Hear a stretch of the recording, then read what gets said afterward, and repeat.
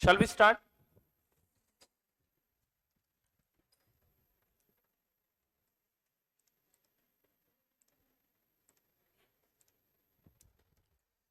On 1st April 21, A Limited issued 43,000 shares of rupees 100 each, payable as follows. Rupees 20 on application. तो दोस्तों simple सी बात है, how many shares are issued? 43,000 issued to the public. Face value of one share is how much? 100. And these are the installments. जरा लगे हाथ installments की total करके देखना. देखो सिंपल है, मैं यहां पे लिखता हूं, रुको ना. एप्लीकेशन के वक्त कितने आएंगे? 20 रुपए. अलॉटमेंट के वक्त 30 रुपए. फर्स्ट कॉल 25 रुपए पर शेयर एंड लास्ट कॉल 25 रुपए. तो 25 प्लस 25 प्लस 30 प्लस 20, 100 रुपए हुए. तो फेस वैल्यू भी 100 रुपए है एंड इशू प्राइस भी 100 रुपए ही है. Are you getting it? मतलब these shares are issued at par बोलते हैं इसको. These shares are issued at par, यानी यहां पे सिक्योरिटीज प्रीमियम वगैरह कुछ नहीं है. Fine. By 20th May 40,000 shares were applied. By 20th May 40,000 shares were applied. जरा कैलकुलेट करके देखना. 40,000 डिवाइडेड बाय 43,000. शेयर्स इशूड के बदले कितने एप्लीकेशंस आए? 93%. तो 93% एप्लीकेशन हो चुका है, मतलब मिनिमम सब्सक्रिप्शन नॉर्म्स कंप्लीटेड है. तो हमें अलॉटमेंट करने में कोई दिक्कत नहीं है. अगर 90% से कम होता तो मुझे सभी पैसे वापस करने पड़ते, लेकिन ऐसा क्वेश्चन आज तक मैंने देखा नहीं है. ओके, तो चलो 40,000 शेयर्स के एप्लीकेशन आए हैं, तो हमें कितने इशू करने हैं? 40,000 shares. All the applications were accepted. No doubt it will be accepted. पहले ही कम आए हैं, फिर भी रिजेक्शन कैसे करेंगे हम लोग? Allotment was made on 1st June. तो अलॉटमेंट की एंट्री आपको कौन से तारीख को मारनी है? 1st June. अलॉटमेंट करना यानी जो एप्लीकेशन के पैसे आए हैं उसको कैपिटल अकाउंट को ट्रांसफर करना. यानी एप्लीकेशन के पैसे जब आते हैं तब हम ये नहीं बोलते कि ये कैपिटल का पैसा है, क्योंकि हम उनको शेयर देने वाले हैं कि नहीं देने वाले हैं वो अभी भी कंफर्म नहीं है. इसलिए हम एप्लीकेशन अकाउंट में वो बैलेंस लाइबिलिटीज में दिखाते हैं. Bank account debit to equity share application account, तब तक लाइबिलिटीज में दिखाएंगे. लेकिन जैसे ही अलॉटमेंट का निर्णय आपका पक्का हो जाता है, हम वो एप्लीकेशन का पैसा कैपिटल अकाउंट में कन्वर्ट करते हैं. क्लियर है क्या? फाइन. तो अलॉटमेंट 1 जून को करना है आपको. All sums due on allotment were received on 15 July. तो दोस्तों अलॉटमेंट जब हम करते हैं शेयर्स की, तब हम अलॉटमेंट वाला कॉल भी कर देते हैं. यानी शेयर होल्डर को इन्फॉर्म करते कि आपको शेयर्स अलॉट हुए हैं और आप अपना 30 रुपए का अगला इंस्टॉलमेंट पे करो. एप्लीकेशन के वक्त आपने 20 दिए थे, अगले 30 रुपए भी पे करो. कितने तारीख के अंदर? 15 जुलाई के अंदर. तो 15 जुलाई तक सारे पैसे आपको मिल गए. कौन से? अलॉटमेंट कॉल के. Those on first call were received on 20th October. First call किया कब है? 1 अक्टूबर को. फर्स्ट कॉल किया कब है? 1 अक्टूबर को. पैसा मिलेगा कब? 20 अक्टूबर को. लास्ट डेट दिया जाएगा ना उसमें. तो 20 अक्टूबर को पहले कॉल का पैसा मिल गया. Show generalized the transactions when accounts were closed on 31st March 22. They have not told you anything about the last call. वो करना कब है? 1 फरवरी 22 को करना है. बराबर है ना? लास्ट कॉल कब करना है? 1 फरवरी 22 को. लेकिन उसका पैसा कब आया ये बताया नहीं है. तो ऑप्शन नंबर 1 ये है कि आप एज्यूम करो कि वो पैसा 31 मार्च के पहले आया. नहीं तो ऑप्शन नंबर 2 ये है कि आप एज्यूम करो कि ये पैसा फ्यूचर ईयर में आया, नेक्स्ट ईयर में आया. तो उस केस में आपकी लास्ट एंट्री नहीं होगी. देखते हैं इंस्टीट्यूट ने भी क्या किया है. चलो shall we solve this question. Journal entries बनाने हैं. Let's start.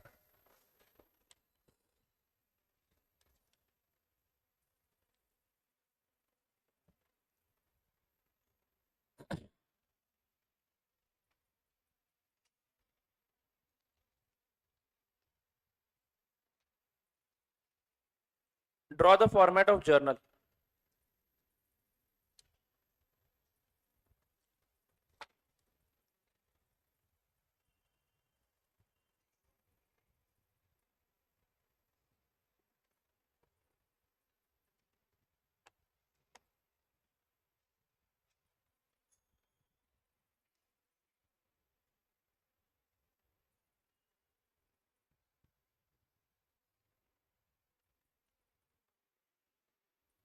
A Limited.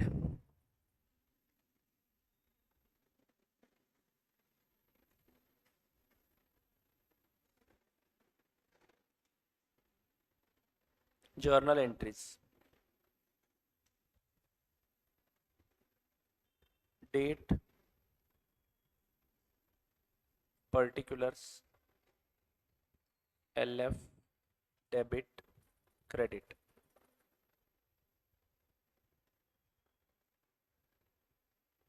पहली एंट्री कौन सी तारीख को होगी? 20th मई.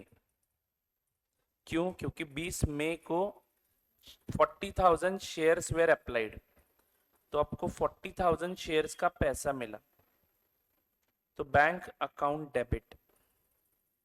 अगर आप लोगों को इस टॉपिक में सक्सेसफुल होना है तो सबसे इंपॉर्टेंट चीज मैं अभी बता रहा हूं, ध्यान देना. ब्रैकेट में कैलकुलेशन लिखने में हिचकिचाहट नहीं करनी है.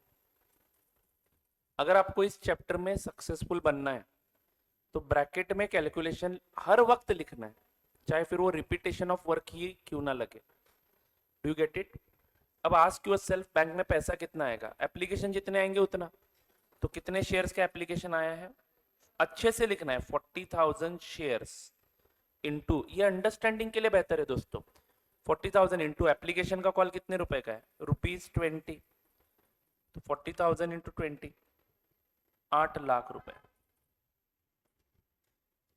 टू, इक्विटी शेयर हमेशा लिखना है. अगर इक्विटी शेयर है तो, प्रेफरेंस शेयर है तो प्रेफरेंस शेयर हमेशा लिखना है पहले. तो इक्विटी शेयर एप्लीकेशन अकाउंट,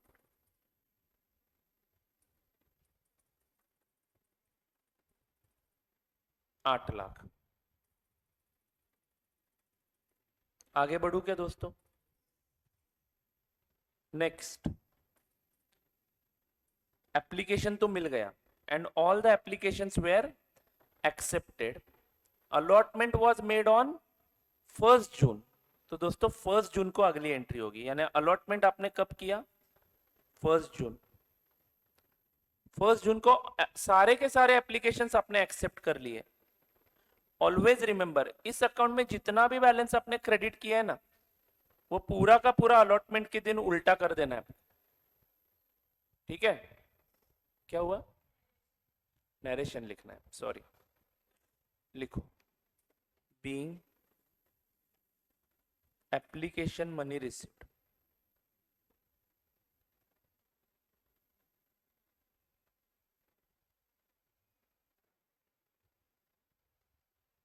अब मैं यहाँ पे नहीं लिखूंगा कि 40,000 शेयर्स का वगैरह मिला है, क्योंकि मैंने वो कैलकुलेशन आपको यहाँ पे दिखाया है. Do you get it? बस being application money received. Now allotment के लिए रेडी है क्या हम लोग? हाँ. अब आप ही बता दो हमें करना क्या है. ध्यान में रखना है कि ये 8 लाख जो क्रेडिट हुए ना इस अकाउंट में, ये हमेशा अगले एंट्री में क्या होने चाहिए? पूरे के पूरे रिवर्स कर देने. उसमें से कितना कैपिटल को जाएगा, कितना रिफंड करना है, वो बाद में सोचेंगे. ये पूरा का पूरा डंप हमें उल्टा कर देना है. तो अगली एंट्री क्या होगी? Equity share application account debit.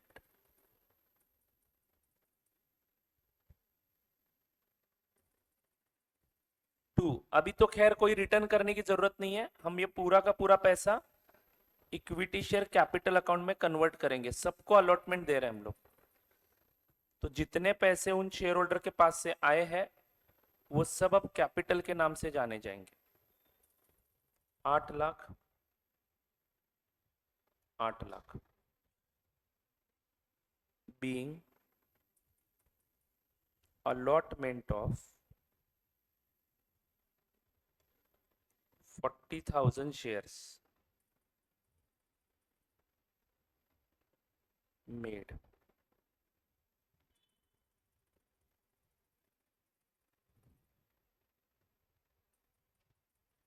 समझा क्या बच्चों? चलो आगे बढ़े। नेक्स्ट, 1 जून को अलॉटमेंट करते ही हम लोग हमारा अलॉटमेंट का कॉल भी कर देंगे। नाउ हमारे 40,000 शेयर होल्डर्स हैं, उनके पास से पैसे मांगने हैं। पैसे आए नहीं है, पैसे कॉल करने हैं। कॉल मनी दिखाने के लिए हम लोग एक अकाउंट ओपन करेंगे, equity share allotment account debit. Bracket में हमेशा कैलकुलेशन दिखाना है, how many shares we have allotted 40,000 and what is the allotment call? 30 rupees. तो 40,000 into 30, 12 लाख रुपए। टू बेझिझक इक्विटी शेयर कैपिटल अकाउंट कर देना है, क्योंकि ये 12 लाख अगर आएंगे तो ये किस चीज के हैं? कैपिटल के हैं। लेकिन सर पैसा तो आया नहीं है ना, फिर भी कैपिटल दिखाओ, अपने हक का पैसा ही है। एग्रीमेंट हुआ है शेयर होल्डर में और मुझ में एक प्रकार का, जब जब हम कॉल करेंगे उनको पे करना ही पड़ेगा। नहीं पे करते तो हमारे पास फॉरफीचर की रेमेडी है, उन्होंने जो पैसा पे किया वो जब्त करके वही शेयर हम कैंसिल करके दूसरे को इशू कर सकते हैं। तो that power we have as a company. Okay, so don't worry, you can show this as a capital, this money is due. Pay करना उनकी जिम्मेदारी है। तो मैं कैपिटल दिखा चुका हूं, पैसा अभी तक नहीं आया फिर भी मैंने कैपिटल दिखाया, और इतना मैंने आने वाला है ऐसा एक एसेट अकाउंट दिखाया। कौन सा? Equity share allotment account. यानी मान लो यहाँ पे बीच में ही बैलेंस शीट बनती है, तो अलॉटमेंट का बैलेंस कहाँ पे दिखेगा? एसेट साइड में दिखेगा। इक्विटी शेयर अलॉटमेंट अकाउंट का बैलेंस एसेट साइड में दिखेगा, एंड कैपिटल आपका 12 लाख से बढ़ के दिखेगा। क्या 12 लाख बिजनेस में इंट्रोड्यूस हुए हैं? नहीं, एक फूटी कौड़ी भी नहीं आई है, फिर भी मैंने कैपिटल बोला है। तो ध्यान में रखने वाला पॉइंट है, जब हम कॉल करते हैं हम कैपिटल अकाउंट क्रेडिट करते हैं, क्योंकि फॉरफीचर के वक्त कितने रुपए से कैपिटल क्रेडिट हुआ है ये मैं पूछूंगा आपको। तो आप बोलोगे कि सर जितना कॉल हुआ है उतने से कैपिटल क्रेडिट हुआ है। मान लो ये अलॉटमेंट का ही पैसा किसी शेयर होल्डर ने नहीं दिया, पहला कॉल अभी तक नहीं किया है, दूसरा कॉल अभी तक नहीं किया है, तो क्या बीच में ही मैं उसके शेयर कैंसिल कर सकता हूं? यस। तो अगर एप्लीकेशन के 20 रुपए एंड अलॉटमेंट के 30 रुपए हमने कॉल किए हैं, बराबर है ना, तो कैपिटल हमारा कितने से क्रेडिट हुआ है? 50 रुपए से पर शेयर से। तो जितने शेयर कैंसिल करने हैं इंटू 50 रुपए इक्विटी कैपिटल में क्रेडिटेड होंगे कि नहीं, जो मुझे फ्यूचर में क्या करने हैं? डेबिट करने हैं कैंसिलेशन के वक्त। बच्चों को तकलीफ होती है यहाँ पे, सर 50 रुपए ही क्यों डेबिट किए? अरे समझ लो ना, जब हम कॉल करते हैं तभी हम कैपिटल अकाउंट क्रेडिट करते हैं, जब पैसा आता है तब कैपिटल क्रेडिट नहीं करते, जब कॉल करते हैं तभी हम क्रेडिट कर देते हैं। Are you getting this? चलो मैं ये बात बार बार रिपीट करूंगा, आपके जहन में बैठनी चाहिए ये बात। पैसा मांगने पे कैपिटल क्रेडिट करता हूं, पैसा आने पे नहीं। समझ में आ रहा है? तो मान लो वो जो अमाउंट पे नहीं कर रहा है, जिस कॉल का वो पैसा पे नहीं कर रहा है, उस कॉल का भी आपने कैपिटल अकाउंट क्रेडिट कर दिया है, जो आपको बाद में रिवर्स करते समय कंसिडर करना पड़ता है। नहीं तो बच्चों को क्या लगता है ये पैसा उसने दिया ही नहीं ना, तो उसको कैपिटल कैसे दिखा सकते हैं हम लोग? बेटा यही तो मैं बोल रहा हूं ना कि आप एंट्री क्या मारते हो कॉल करने की, आप बिंदास उसको कैपिटल दिखा देते हो। Are you getting this? सिर्फ इस एंट्री को एक ही एक्सेप्शन है, एप्लीकेशन वाला सीन। एप्लीकेशन में मैं पहले कैपिटल क्रेडिट नहीं करता, पहले पैसे लेता हूं और फिर कैपिटल अलॉटमेंट के वक्त क्रेडिट कर देता हूं। समझ में आ रहा है क्या फर्क? क्योंकि वहां पे सिचुएशन ही वैसी है, किसको शेयर देने वाला हूं मुझे पता ही नहीं है, तो मैं किसका कैपिटल क्रेडिट करूं? Are you getting it or not? तो दोस्तों बात को समझ लो, allotment is a different process, जहां पे पहले हमें एप्लीकेशंस रिसीव करने हैं, अलॉटमेंट में हमें कैपिटल अकाउंट क्रेडिट करना है। यानी एप्लीकेशन के वक्त पहले पैसे आएंगे फिर कैपिटल देंगे, और उसके बाद एक बार हमने कैपिटल अलॉट कर दिया, उसके बाद हर कॉल के एंट्री में हमें कैपिटल क्रेडिट पहले करना है, बाद में पैसे लेने। चलो पैसे लेने के लिए रेडी हो, लेकिन इसका नरेशन लिखते हैं। बीइंग allotment call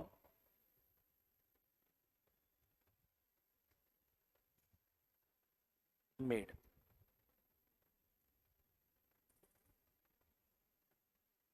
क्या सभी बच्चे मेरे साथ हैं? 1 जून के बाद अगला ट्रांजैक्शन पैसा कब आया देखो अलॉटमेंट का, सब लोगों के सामने क्वेश्चन बैंक है ना, फटाफट फटाफट डेट्स वगैरह बताना है जो पूछूंगा वो। Allotment was made on 1 June, call भी उसी दिन कर दिया मैंने, सभी बच्चों को समझ में आया। अलॉटमेंट करते ही अगला पैसा भी मांगते हो।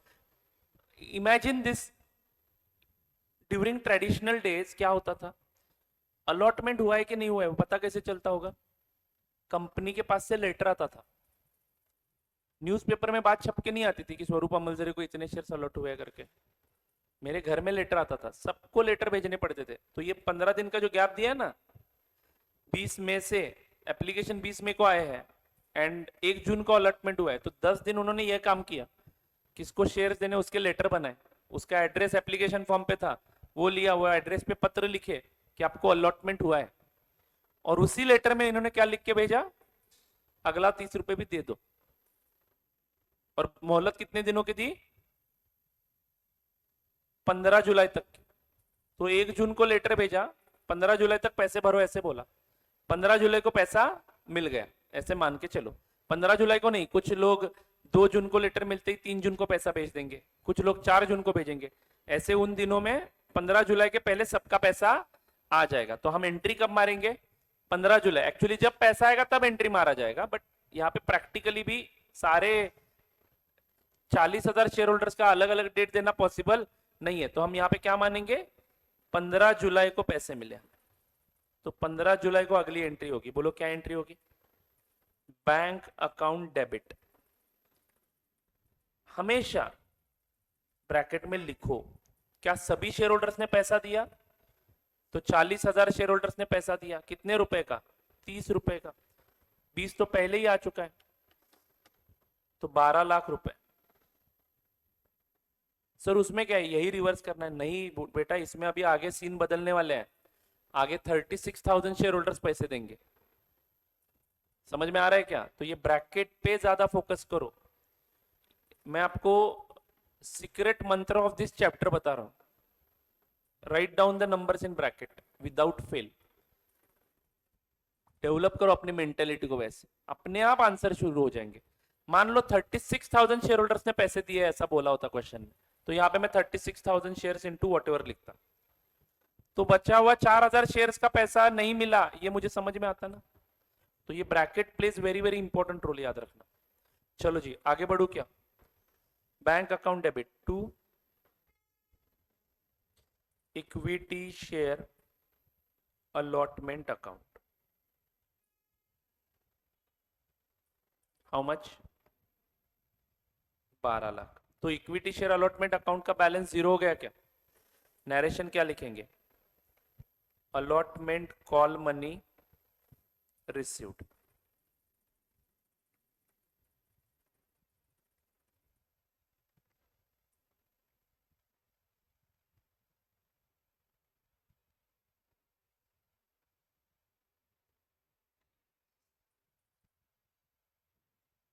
चलो आगे बढ़ू क्या,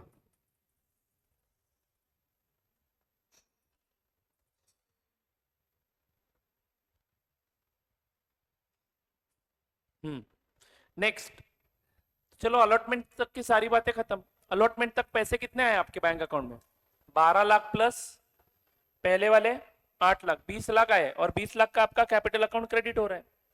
तो आपकी बैलेंस शीट अगर मैं बनाता हूं, एक काम करते हैं ना, हर एंट्री के बाद रफ में बैलेंस शीट बनाए क्या, यहाँ पे डेट के कॉलम में आपकी जरा जगह होगी, देखो डेट के कॉलम में आपके पास जगह होगी ना, तो बैंक बैलेंस कितना दिखेगा पहले केस में, 8 lakh, and equity share application account कितना बैलेंस दिखाएगा, 8 लाख। बात पकड़ में आ रही है क्या, देखो सही बोल रहा हूं ना मैं, नहीं उल्टा लिखा क्या मैंने, बराबर है ना। Equity share application credit balance दिखा रहा है 8 लाख, जो लाइबिलिटीज में दिखेगा। मान लो किसी कारणवश आपका मिनिमम सब्सक्रिप्शन नहीं हुआ, तो ये पैसे लौटाने पड़ेंगे। मान लो आपको किसी को भी शेयर देने की इच्छा नहीं हो रही है फोटो देख के, तो सबके पैसे लौटाने पड़ेंगे। एप्लीकेशन अकाउंट का balance is the liability, are you getting this. मान लो आपको कंपनी बंद करने का डिसीजन हुआ, ये पैसे लौटाने पड़ेंगे, लाइबिलिटी में दिखाओ। फिर अगले दिन एंट्री क्या हुई, बैंक में पैसा वही है कितना, 8 लाख, एंड ये इक्विटी शेयर एप्लीकेशन के बदले क्या हो गया, इक्विटी शेयर कैपिटल हो गया 8 लाख। समझ में आ रहा है क्या? देन उसके अगले दिन फिर से बैलेंस शीट बना, बदला बैलेंस शीट। अब अलॉटमेंट में 12 लाख रुपए दिखेगा, equity share allotment account how much 12 lakh. Bank account में कितना दिखेगा 8 लाख। कैपिटल अकाउंट में 20 लाख का बैलेंस दिखेगा, पहले वाला 8 लाख और नया वाला 12 lakh. Do you all agree with this? समझ में आ रही है क्या बैलेंस शीट? मैं ये क्यों समझा रहा हूं, मुझे फॉरफीचर के लिए तैयार कर रहा हूं मैं आपको। This is not the important part, ये आपको 11th-12th में सिखाया गया है। They are interested in forfeiture and reissue. Are you getting this? और सिर्फ फॉरफीचर री इशू के एंट्रीज पूछता है, डायरेक्ट करो। सीक्वेंस में कोई भी बच्चा सॉल्व कर लेगा, उसको पता है रिवर्स करते जाना है। डायरेक्टली फॉरफीचर के एंट्रीज पूछता है। तो हमारे दिमाग में बैलेंस शीट बैठनी चाहिए कि क्या एंट्री का इंपैक्ट क्या हो रहा है। अब बोलो अगला एंट्री का इंपैक्ट क्या होगा? इक्विटी शेयर कैपिटल में चेंज नहीं होगा, क्योंकि इस एंट्री में कोई अकाउंट इक्विटी शेयर को टच नहीं कर रहा है। बस इक्विटी शेयर अलॉटमेंट 0 हो जाएगा एंड बैंक अकाउंट बढ़ जाएगा 12 से। तो बैंक में 8 का बैलेंस था, 12 से बढ़ा तो कितना हो गया 20। तो this is the final situation. Allotment done, 20 lakh का कैपिटल है, 20 लाख का बैलेंस है। सर हमने इस 20 लाख से मशीन खरीदा तो प्लांट एंड मशीनरी में 20 लाख जाएगा एंड बैंक बैलेंस 0 हो जाएगा। हम ऐसे ही थोड़ी पैसे रखेंगे बैंक में, हम इसको कब का यूज करेंगे? बेटा बड़े बड़े कंपनियों में 10-10 हजार करोड़ आते हैं एंड 2 दिन में खत्म हो जाते हैं। ठीक है, ट्रांजैक्शंस बड़े होते हैं उनके। क्लियर है क्या? ये पैसा यही नहीं रहने वाला, मैं बस आपको एग्जांपल के तौर पे बता रहा हूँ। ये एक तो यहाँ पे रहेगा, नहीं तो दूसरे एसेट में कन्वर्ट हो जाएगा। ठीक है, but point is equity capital 20 lakh से क्रेडिट हुआ है अभी तक। 40,000 शेयर इंटू 50 रुपए, 40,000 शेयर इंटू 50 रुपए। चलो 15 जुलाई के बाद अगला डेट कौन सा है? अगला डेट है 1 अक्टूबर 21। क्या करेंगे? पहला कॉल करेंगे 25 रुपए का। टेंशन मत लो, पहला कॉल करने के बारे में सोचो, क्या एंट्री होगी? पैसा तो नहीं आएगा ना अभी के अभी, तो कॉल कर रहे हैं हम लोग। Equity share first call account debit, bracket में जाना है डायरेक्टली। 40,000 शेयर्स का एक का कॉल कितना है 25 रुपए। तो कैलकुलेटर पे 40,000 इंटू 25, एक 10 लाख रुपए। तो 10 लाख रुपए मुझे लाने हैं फर्स्ट कॉल से, और ये मैं इक्विटी शेयर कैपिटल अकाउंट को क्रेडिट कर दूं क्या? बोलो ना दोस्तों। 10 लाख रुपए equity share capital account. Narration क्या लिखूं यहां पे? Being first call made.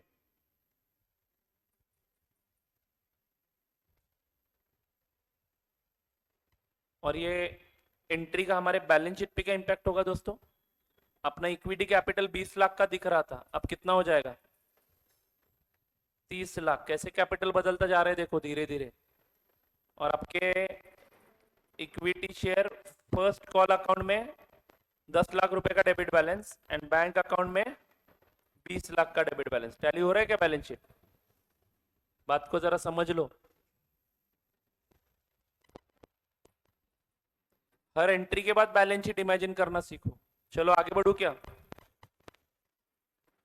ये एग्जाम में नहीं निकालना है बैलेंस शीट, मैं आपको अंडरस्टैंड करवाने के लिए बैलेंस शीट लिखवा रहा हूँ। हर एंट्री के बाद बैलेंस शीट बना रहा हूं मैं। ये आदत अच्छी है, देखो you should imagine like this. ठीक है, आगे बढ़ता हूं। नेक्स्ट है 1 अक्टूबर का पैसा आपको मिला 20 अक्टूबर को। थैंक गॉड कि अभी तक कोई शेयर होल्डर पैसे डुबा नहीं रहे आपके। चलो जी, क्या एंट्री होगी? Equity share bank account debit, sorry bank account debit. Calculation bracket में ही दिखाएंगे। 40,000 शेयर इंटू 25 रुपए, 10 lakh to equity share first call account,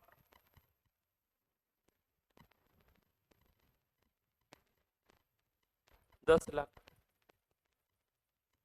first call received.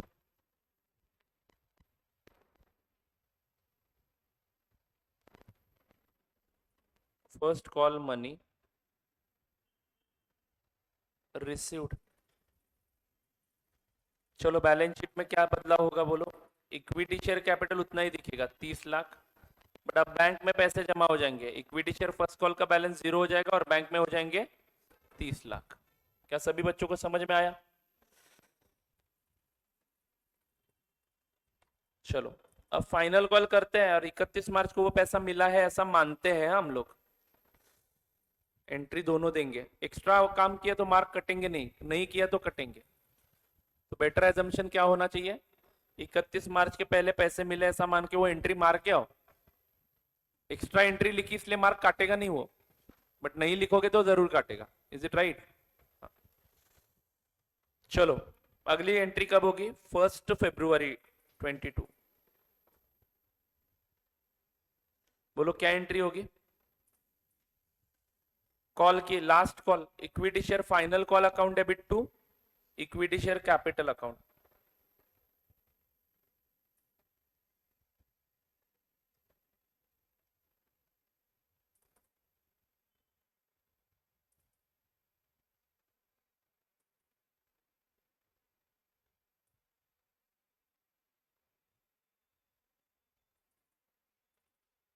Bracket में कैलकुलेशन दिखाया क्या?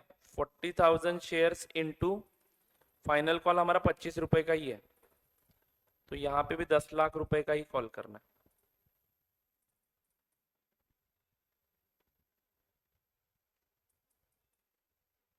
Final call made.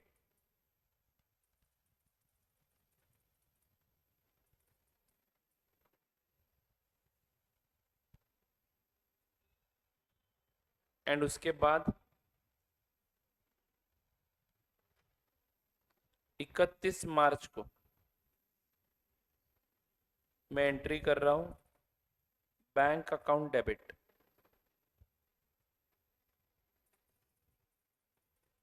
सभी के सभी शेयर होल्डर्स ने पैसे दिए 25 रुपए के मुताबिक 10 लाख।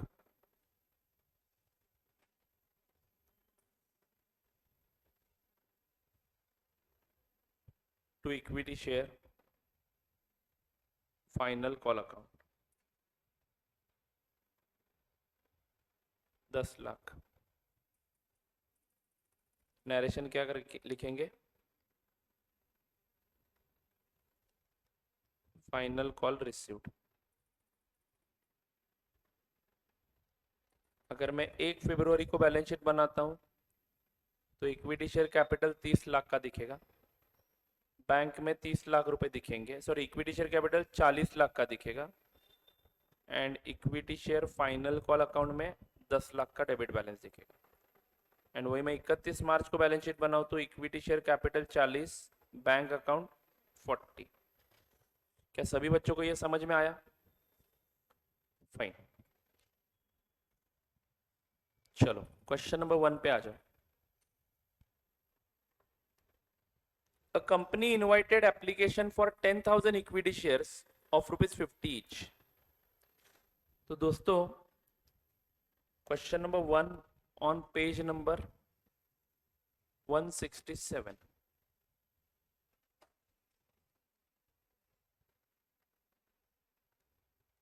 शेयर्स इशूड कितने हैं?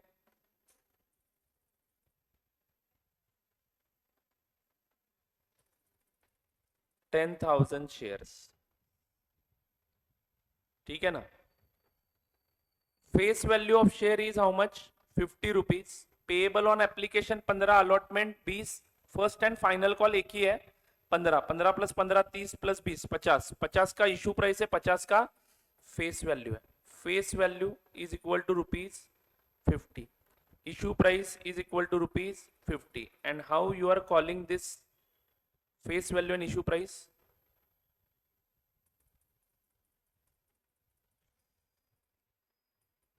ऑन एप्लीकेशन, एप्लीकेशन के वक्त 15 रुपए, अलॉटमेंट के वक्त 20 रुपए, and first and final call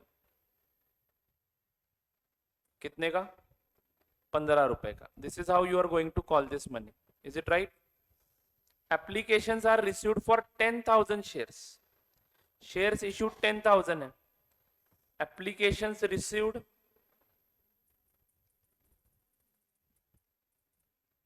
10,000 ही है। दोस्तों समझ में आया क्या? यानी this is a case of full subscription. तो हम अलॉटमेंट कितने का करेंगे? अलॉटमेंट सेम 10,000 शेयर्स का ही करेंगे। तो अलॉटमेंट होगी 10,000 शेयर्स।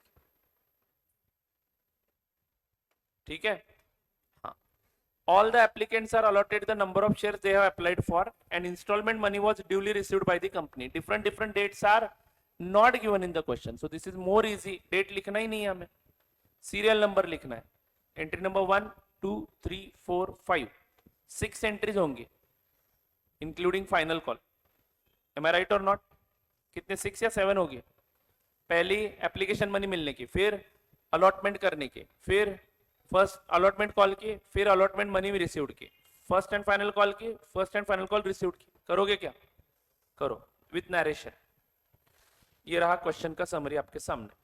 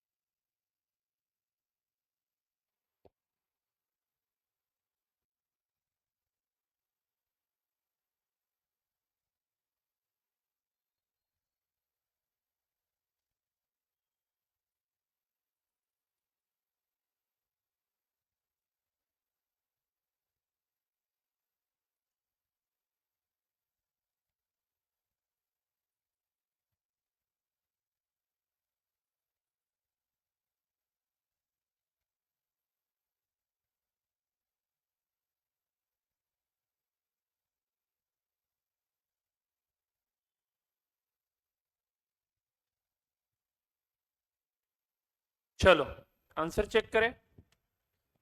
तो पहली एंट्री होगी bank account debit to share application account 1,50,000, बराबर है। फिर share application to share capital 1,50,000, equity share allotment account debit to equity share capital 2 lakh रुपए, and bank account debit to equity share allotment 2 lakh रुपए, share first call account debit 1.5 lakh रुपए, bank account debit to share first call account 1.5 lakh रुपए। Is it right? 6 entries कर दी अपने। चलो आगे बढ़ते हैं।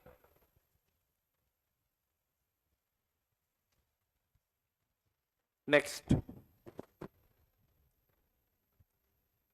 Question number 3।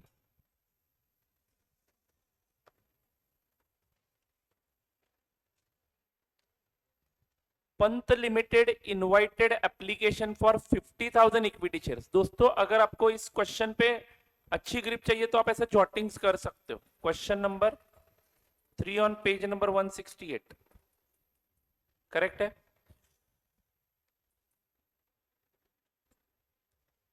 Pant limited invited application for 50,000 equity shares.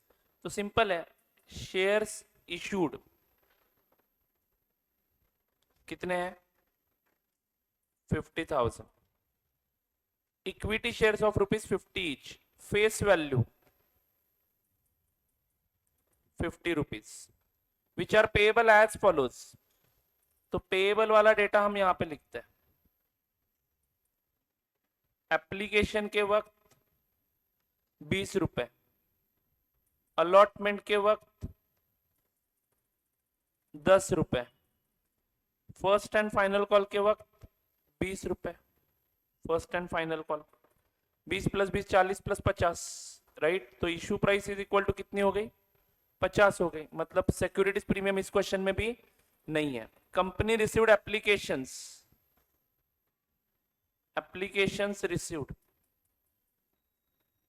How many? 60,000। So extra applications कितने हैं? 10,000। ओवर सब्सक्रिप्शन का क्वेश्चन है। Is it right? The directors accepted application for 50,000 shares and rejected the rest. तो ये 10,000 स्ट्रेट अवे रिजेक्ट कर दिए, मतलब pro rata allotment नहीं हुआ है, no pro rata allotment.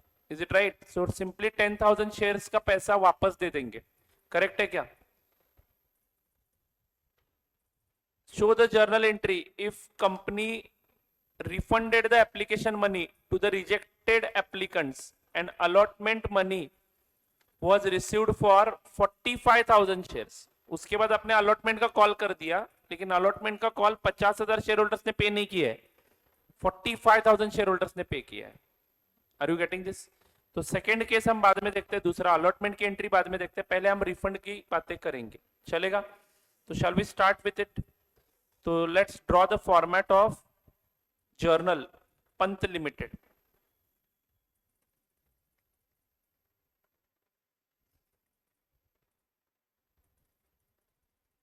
Dates भी नहीं है इस क्वेश्चन में, तो डेट्स अगर नहीं होता है तो सीरियल नंबर का कॉलम बनाते।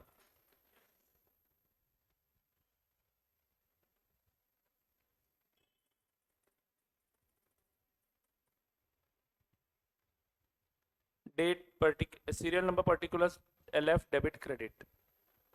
शैल वी स्टार्ट?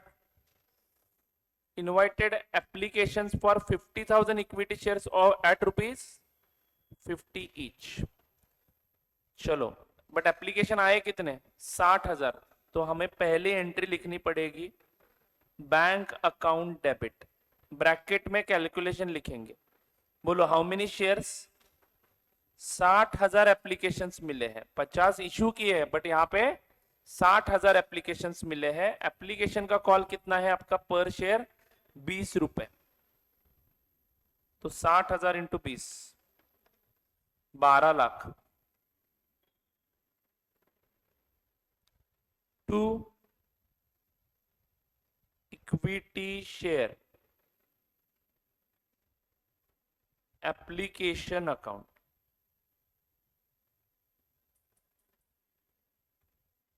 12 लाख। नरेशन लिखेंगे being एप्लीकेशन मनी रिसीव्ड। चलो पहली एंट्री तो डन हो गई। अब 60,000 एप्लीकेशन के 60,000 हम अलॉट कर सकते हैं क्या? नहीं, हमने इशूड किए थे सिर्फ 50,000 शेयर्स, तो 10,000 शेयर्स का पैसा लौटाना पड़ेगा। मैंने आपको ट्रिक क्या बताया है, जितना इस अकाउंट में क्रेडिट हुआ है उतना बिंदास आपको हमेशा क्या करना है, अलॉटमेंट के वक्त डेबिट कर देना है। तो कर दो, equity share application account debit,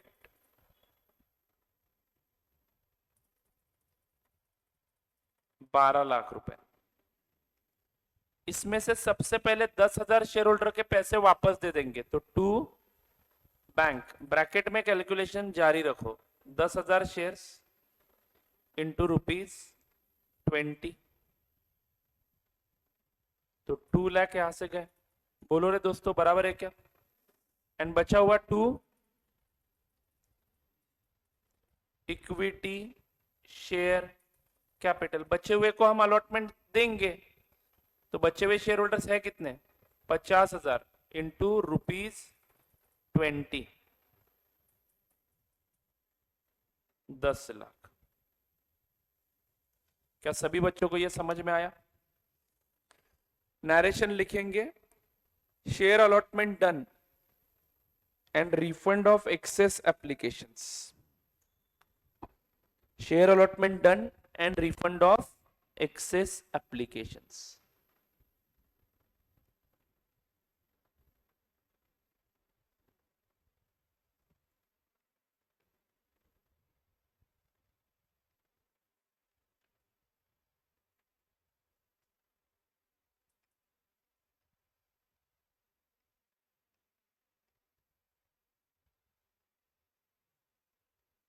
access applications.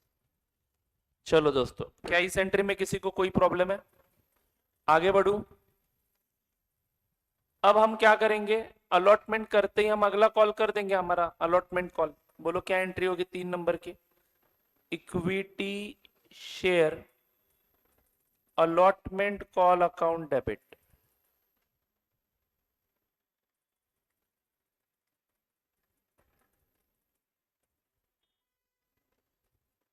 How many shares दोस्तों? 50,000 शेयर्स अपने अलॉट करे हैं। अलॉटमेंट का कॉल कितना है? 10 रुपए। 50,000 शेयर्स इंटू 10 रुपए, 5 लाख। टू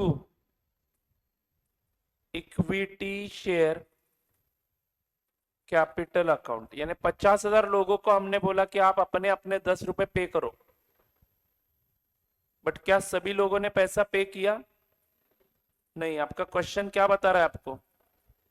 45,000 शेयर्स के लिए ही अलॉटमेंट मनी रिसीव्ड हुआ है, यानी entry number 4, bank account debit. Bank account debit, कितने लोगों ने पैसा दिया आपको? 45,000 शेयर्स जिन लोगों ने होल्ड करे हैं, उन्होंने हमें 10 रुपए अलॉटमेंट के दे दिए हैं। समझ में आ रहा है क्या दोस्तों? अब जिन लोगों ने पैसे नहीं दिए उनका क्या करें? वेटिंग करेंगे, वेट करेंगे। इमीडिएटली उस दूसरे दिन फॉरफीचर नहीं करना है, थोड़ा और रिमाइंडर भेजेंगे उनको। एंड बावजूद ऑल दिस वो अगर पे नहीं करते हैं तो उनके शेयर्स बाद में कैंसिल कर देंगे, आफ्टर गिविंग देम वार्निंग कि हम कैंसिल करेंगे इस डेट के अंदर, अगर पैसा नहीं दिया तो हम कैंसिल करेंगे, ऐसा लेटर भेजना है उनको। एंड वो अब उसके बाद वो रिस्पॉन्स नहीं करता है तो हम लोग उसके शेयर कैंसिल कर देंगे। कैंसिलेशन की एंट्रीज हमें कहाँ पे पढ़ने हैं?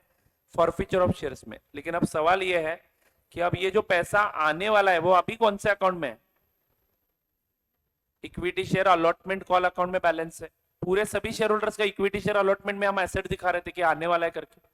अब 5 लाख में से आया कितना? 4.5 लाख। तो उस अकाउंट में बैलेंस रहेगा ना, कितने का? 5 लाख का, सॉरी 50,000 का बैलेंस रहेगा। उसी में रहने दू या इसको सेपरेट अकाउंट में ले लू? सेपरेट अकाउंट में लेते हो तो उस अकाउंट का नाम क्या रखेंगे? Calls in arrears account. नहीं तो उसी में रहने दो, क्या फर्क पड़ता है? सर क्या करना है एक बता। दोनों भी तरीके सही है, दोनों भी तरीके सही है, लेकिन अगर मैं सेपरेट कॉल्सिन एरियर्स अकाउंट में लेता हूं तो इन 5,000 शेयर होल्डर्स का 10 रुपए यानी 50,000 रुपए कॉल्सिन एरियर्स में डेबिट बैलेंस आएगा। Are you all getting this? And equity share allotment call account में भी 50 का ही डेबिट बैलेंस रहेगा अगर आप कुछ नहीं करते हो तो। बात पकड़ में आ रही है क्या? क्योंकि मैं अभी क्या करूंगा, जितना पैसा आया उतना ही इक्विटी शेयर अलॉटमेंट अकाउंट को क्रेडिट कर दूंगा, तो 50,000 का डेबिट बैलेंस रह जाएगा इक्विटी शेयर अलॉटमेंट अकाउंट में। नहीं तो आपको ऑप्शन और एक क्या है, अलॉटमेंट में बैलेंस मत रहने दो, उसको कॉल्सिन एरियर्स में भेज दो। तो मैं एंट्री मारूंगा bank account debit 4,50,000, calls in arrears debit 50,000 to equity share allotment, यानी इक्विटी शेयर अलॉटमेंट 0 कर दिया एंड बैलेंस कॉल्सिन एरियर्स में ट्रांसफर कर दिया। बट इसमें प्रॉब्लम क्या है मैं समझाता हूं। ये सेकेंड मेथड जो अभी मैंने डिस्कस किया कॉल्सिन एरियर्स वाला, मान लो इसका अगला कॉल भी हमने कर दिया, ये इसकी वार्निंग तो हम उसको भेजते ही रह रहे हैं, इसका अगला कॉल भी कर दिया, उस अगले कॉल के पैसे भी उसने नहीं दिए, तो वो भी कहां पे जाके बैठेंगे, कॉल्सिन एरियर्स अकाउंट में जाके बैठेंगे। तो कॉल्सिन एरियर्स का ये 50,000 और अगले कॉल का कितना, 5,000 शेयर इंटू 20 रुपए यानी 1,00,000 रुपए, बोलो ना, 1,00,000 रुपए अगले शेयर्स का, यानी 1.5 लाख का बैलेंस रहेगा फिर कॉल्सिन एरियर्स अकाउंट में। लेकिन 1.5 लाख में पहले कॉल का कितना है एंड दूसरे कॉल का कितना है ये आपको पता करना है, तो डिटेल जाना पड़ेगा अंदर। तो अगर मैं कॉल्सिन एरियर्स अकाउंट ऑपरेट नहीं करता हूं तो मेरे दो अकाउंट बैलेंस दिखाएंगे, पहला equity share allotment account and दूसरा equity share first and final call account.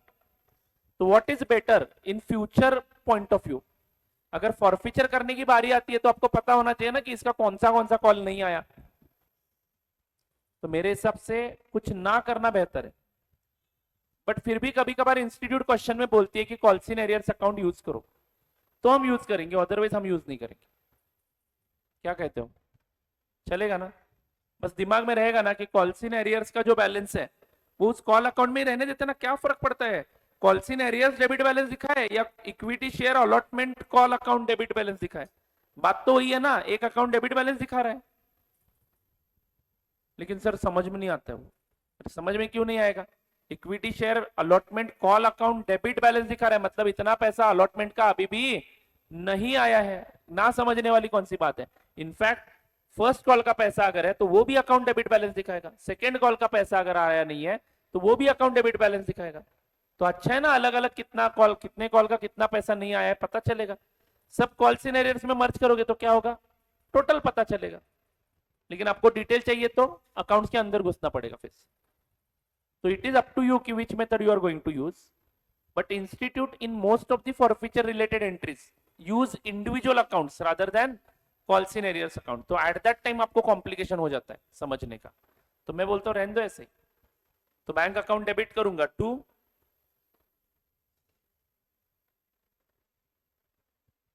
Equity share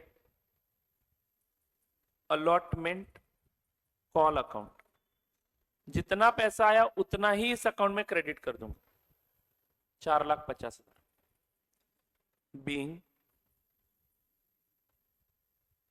allotment money received।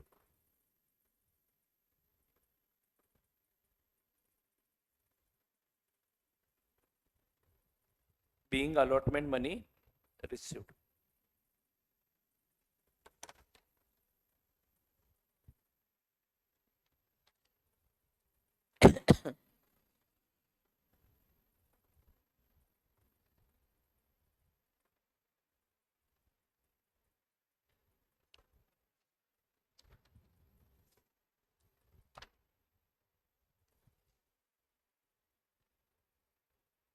दोस्तों समझा क्या?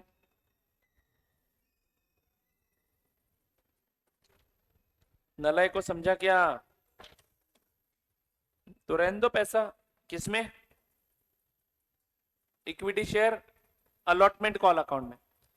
नहीं तो क्या एंट्री होती है अगर अलॉटमेंट कॉल में पैसा नहीं रखना है, तो अलॉटमेंट कॉल पूरा क्रेडिट करता 5 लाख से, तो 50,000 का डेबिट कॉल्सिन एरियर्स अकाउंट को करना पड़ता। ठीक है, नहीं तो एक काम करो, पहला क्वेश्चन है इसलिए और लिखो, और ये सी एंट्री को दोबारा लिखता है, bank account debit 4,50,000 calls in arrears account debit 50,000 to equity share allotment call account, how much? 5 lakh. क्या सभी बच्चों को ये समझ में आ रहा है? आराम से करेंगे, गड़बड़ नहीं है हमें कोई। चलो, अगर मैं यहां पे बैलेंस शीट बनाता हूं तो मुझे आप डायरेक्टली तीनों एंट्री का इंपैक्ट बता दो। इक्विटी कैपिटल कितने का दिखेगा? सिंपल है, अलॉटमेंट कॉल किया आपने कितने शेयर्स का? 50,000 शेयर्स का। तो 50,000 शेयर पे आपने ये पैसे मांगे हैं, ये पैसे मांगे हैं। जो पैसा मांगते हैं उतने से कैपिटल अकाउंट अपना क्रेडिट हो चुका है। तो बेटा 30 रुपए इंटू 50,000 यानी 15 लाख का आपका कैपिटल ही दिखेगा। बोलो ना रे। 15 लाख में से हमारा एक ही अकाउंट डेबिट बैलेंस दिखा रहा है। कौन सा? Equity share allotment call account. कितने का डेबिट बैलेंस दिखा रहा है? 50,000 का। यानी 15 में से सिर्फ 50 नहीं आए, तो बाकी आए कितने? 14.50 आए। Are you all getting this my friends? क्या मैं सही बोल रहा हूं? 14.50 आए। एंड अगर ये एंट्री मारते हो तो बैलेंस शीट कैसा दिखेगा? इक्विटी शेयर कैपिटल 15 लाख आने चाहिए थे, कॉल्स इन एरियर्स अकाउंट दिखेगा यहाँ पे। कॉल्स इन एरियर्स कितना? 50,000। करेक्ट है क्या? 50,000 ऑफ कोर्स, 0.50 लिखोगे तो भी चलेगा। एंड बैंक में कितना आएगा? 14.50। ये 0.50 लिखो। समझ में आ रहा है क्या दोस्तों? कितना आसान नहीं है ये। बैलेंस शीट इमेजिन करना आना चाहिए सभी एंट्री का कंबाइन इफेक्ट। देखो 4 अकाउंट हमारे वैसे भी ओपन होके क्लोज होते हैं। कौन से कौन से? Application account, equity share application account open होता है, क्लोज होता है। Equity share allotment call account open होता है, क्लोज होता है। Equity share first call account open होता है, क्लोज होता है। Equity share final call account open होता है, क्लोज होता है। बचते कौन से अकाउंट है? सिर्फ बैंक, इक्विटी शेयर कैपिटल। हाँ, एंड अगर कॉल अकाउंट में बैलेंसेस है तो इसका मतलब है कि उतना पैसा आया नहीं है, नहीं तो वो कॉल अकाउंट का बैलेंस आप कॉल्स इन एरियर्स को भी ट्रांसफर कर सकते हो। It is up to you. क्या आपको समझ में आया ये सब? फाइन। आपको यहां तक का ही अकाउंटिंग पूछा है, आगे क्या करना है बताया नहीं है। चलो ये क्वेश्चन सॉल्व करोगे? देखो पढ़ता हूं मैं क्वेश्चन, ध्यान देना। Delhi artware limited issued 50,000 equity shares of ₹100 each, 1 lakh preference shares of ₹100 each। तो दोस्तों क्या कहना है आपका? इक्विटी के अलग एंट्रीज एंड प्रेफरेंस शेयर के अलग एंट्रीज या कंबाइन एंट्रीज मारे? कंबाइन एंट्रीज भी कर सकते हैं ना दोनों। 50,000 इक्विटी शेयर इशू किए हैं and 1 lakh preference shares issue किए हैं। Share capital was to be collected as under. तो इक्विटी कैपिटल एप्लीकेशन पे ये कॉल, प्रेफरेंस शेयर का एप्लीकेशन पे ये कॉल, ये कॉल, ये कॉल, ये कॉल, कॉल करना है। जरा टोटल करो इसकी कितनी होती है देखो। 50 प्लस 50 100 रुपए, यानी 100 रुपए का शेयर 100 रुपए में इशू किया है। और यहाँ पे भी 100 रुपए ही होती है, मतलब फेस वैल्यू पे ही शेयर इशू किए हैं। All these shares were subscribed. Final call was received on 42,000 equity shares and 88,000 preferences. यानी फाइनल कॉल तक कोई दिक्कत नहीं है। फाइनल कॉल आपको कम शेयर पे मिला। 50 इशू किए थे, 42 लोगों ने पे किए। 1 लाख इशू किए थे, 88,000 ने पे किए, बाकी ने पे नहीं किया। तो वो बैलेंस फाइनल कॉल अकाउंट में रहने दो, नहीं तो कॉल्स इन एरियर्स को भेजो, आपका कॉल है। Prepare cash book. Cash book पूछा है। कैश बुक में कौन से एंट्रीज दिखेंगे? बस जो कैश बैंक में डील करते हैं वही एंट्रीज दिखेंगे। And journalise the remaining transaction. तो जो कैश बैंक में डील नहीं करते वो कौन से ट्रांजैक्शन है? बोलो। कॉल करने की एंट्री। तो कॉल करने की एंट्री कहां पे लिखनी है? जर्नल में। एंड बाकी बैंक कैश की एंट्री जर्नल में नहीं लिखनी है, वो कहां पे लिखनी है? कैश बुक में। करे क्या क्वेश्चन? कंबाइन एंट्रीज ही करेंगे, दूसरा कोई ऑप्शन नहीं होगा फिर। अभी चलेगा? चलो let's solve this question.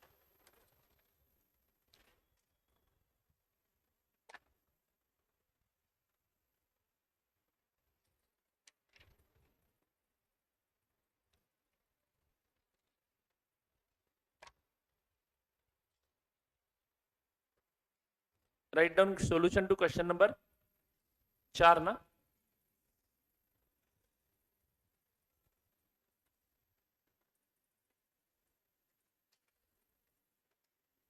On page number 168. Delhi artware limited company का नाम लिखते हैं.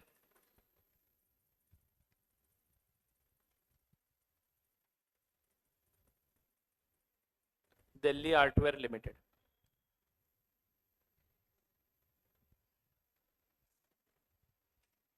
Cash book. डेट दिया है क्या क्वेश्चन में? नहीं दिया है, बट फिर भी चलो डेट का कॉलम बना दिया मैंने. लेजर अकाउंट बनाना है ना, पर्टिकुलर्स. सिर्फ बैंक लिखता हूं यहाँ पे, बैंक कॉलम बनाऊंगा मैं, चलेगा ना? Date, particulars, bank column.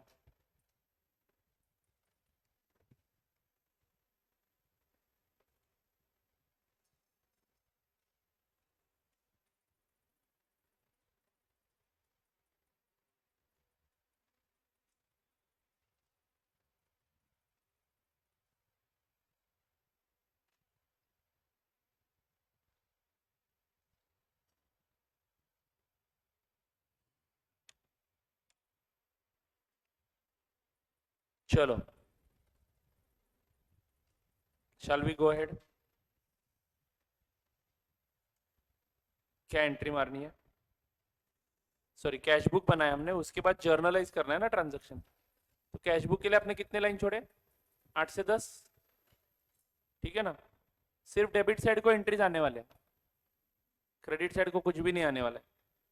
पैसा हम कहाँ पे पे करेंगे? एक्सट्रैक्ट. ये एक्सट्रैक्ट कैश बुक का क्या है? एक्सट्रैक्ट. एंड इसके बाद जर्नल का फॉर्मेट बनाओ.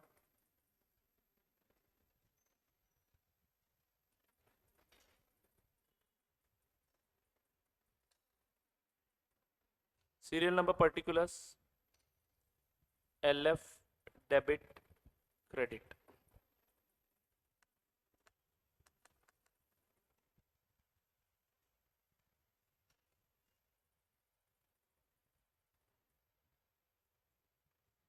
चलो पहली एंट्री करते हैं. On application, on application. अब डायरेक्टली पैसा आएगा हमारे पास. बैंक अकाउंट डेबिट, बराबर है ना? बैंक अकाउंट डेबिट टू, तारीख नहीं लिखूंगा मैं, bank account debit to equity share application account. Bracket वाली चीज छोड़नी नहीं है. How many equity shares were issued? 50,000. and basically how many applications were received? All these shares were subscribed. जितने इशूड थे उतने सब्सक्राइब्ड है. तो 50,000 शेयर मैंने इशू किए इक्विटी के, और एप्लीकेशन मनी कितना मिलना चाहिए? 25. तो 50,000 इंटू 25, 12,50,000. बोलो दोस्तों, बराबर है क्या? To preference share capital account. Is it right? Capital नहीं, sorry, to preference share application account. Do you all agree with this my friends? How many preference shares were issued and subscribed? 1 लाख. And उसका application का money कितना है? 20 रुपए. तो 1 lakh into 20, 20 lakh. दोस्तों बोलो ना, बराबर है क्या? 20 लाख रुपए. क्लियर है? फाइन. आगे बढ़ता हूं दोस्तों. अब ये एप्लीकेशन मनी मिलने की एंट्री हो गई. क्या हमने सबको शेयर देने हैं? यस, फुल सब्सक्रिप्शन हुआ है, दे देंगे. रिजेक्शन का कोई मैटर ही नहीं है यहाँ पे. चलो let's allot the shares now. तो सीरियल नंबर 1 अलॉटमेंट की एंट्री कर रहा हूं मैं. जितना भी balance equity share application account में क्रेडिट दिख रहा है, दोस्तों क्वेश्चन जरा ध्यान से पढ़िए. जिन बच्चों को क्वेरी आ रही है कि सर वो तो लेजर हुआ ना, जर्नल में तो एंट्री लिखनी ही पड़ेगी। बराबर बोल रहा हूं ना मैं? ये तो लेजर है कैश बुक, लेजर पोस्टिंग कैसे दिखा के चलेगा? बेटा आपको बोला है क्वेश्चन में clear cut, prepare cash book and journalise the remaining, जो कैश बुक में नहीं है वो remaining. Are you all getting this? तो कैश बुक में जो आया वो छोड़ दो। अब अलॉटमेंट की एंट्री कैश बुक में आएगी क्या? नहीं, तो वो हम यहाँ पे लिखेंगे। Equity share application account debit, कितना बैलेंस है देखो उस अकाउंट में? क्रेडिट बैलेंस 12,50,000, पूरा का पूरा डेबिट कर दो। इक्विटी शेयर,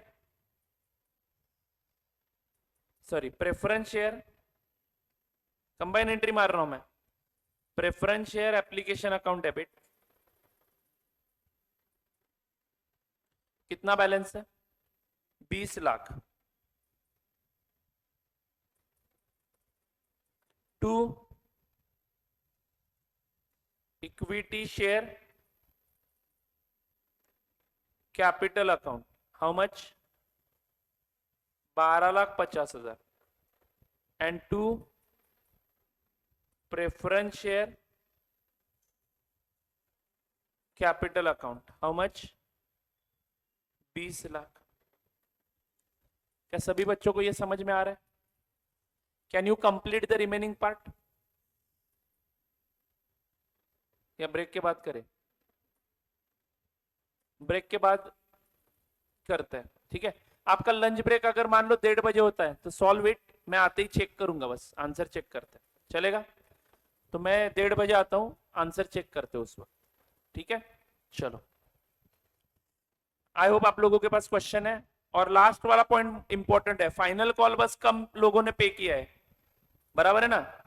फाइनल कॉल में कुछ शेयर होल्डर्स ने पैसे नहीं दिए, तो वो चीज का ख्याल रख के एंट्रीज मारिएगा।